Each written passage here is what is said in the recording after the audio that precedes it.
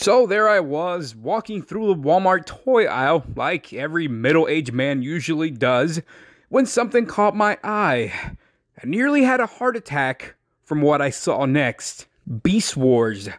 Not the cheap OG car Autobots they've been making lately, but freaking Beast Wars. I was instantly flooded with memories and nostalgia.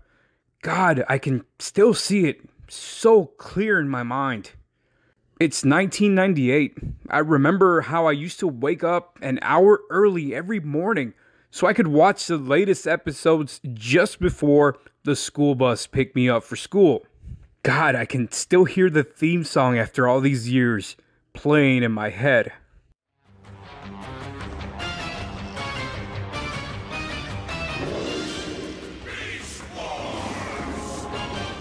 And just by looking at the two Maximals and one Predacon, I can tell they are a million times more detailed than the original ones. So that's exactly what we're going to be doing today. We're going to be taking a closer look at all three of these 90s icons in their beast form shapes and in their transformed state.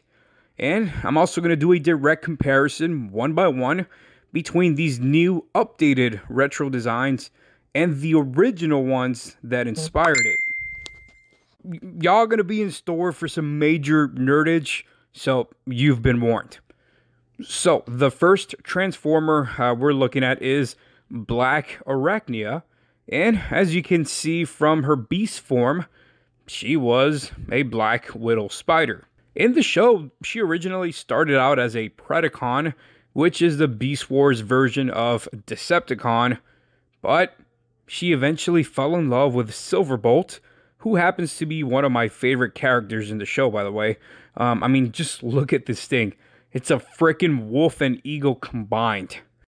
I think my name is Silverbolt. Yes, pure, strong, and fast. Silverbolt, terrorize. It's not a word I like the taste of. Can't argue with the results, though. So yeah, Black Arachnia eventually has a change of heart and ends up becoming a huge game changer in the Maximal and Predacon war, especially towards the end of the season. And here she is in her transformed form. Now let's take a look at what she looks like in the original show. And now how her 90s OG counterpart looked like.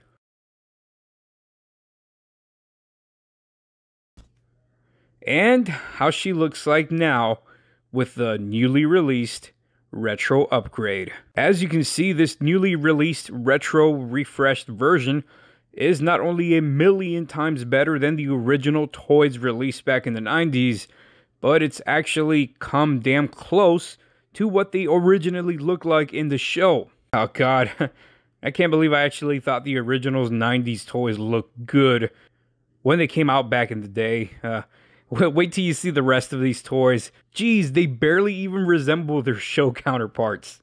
Alright, now we're moving on to Cheeto, who, as you might have guessed it, is a cheetah in beast form. Me, I'm a cheetah! No, I'm Cheetor! Interesting.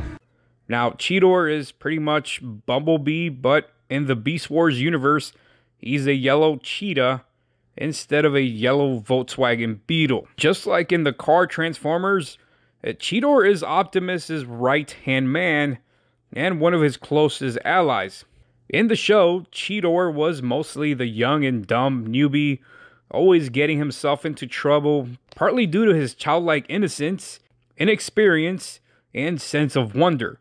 But he made up for that with unwavering loyalty for Optimus and a ton of heart.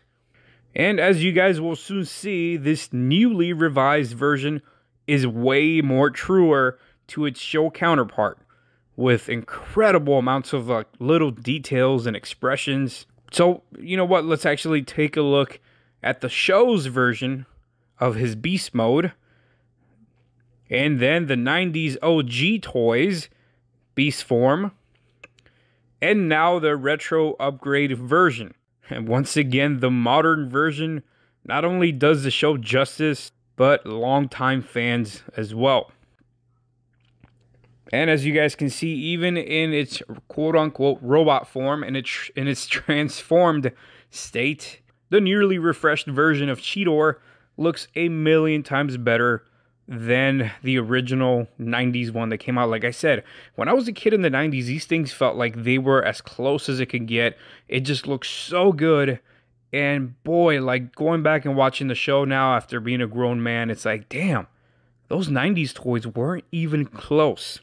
All right, now I saved the best for last. That's right, the legendary Optimus Primal. You heard me right, not Prime, but Primal. By far one of the coolest Transformers ever made. I mean, just look at it. It's a freaking gorilla with shoulder cannons and freaking swords, man. Come on. Now, just how Optimus Prime was the leader of the Autobots, in this universe, Optimus Primal was the leader of the Maximals. And as a kid, I'm not gonna lie, it was easier to get a ticket to Michael Jackson's Neverland Ranch than get a hold of an Optimus Primal toy. Remember, I almost convinced a kid back in 5th grade to trade me one.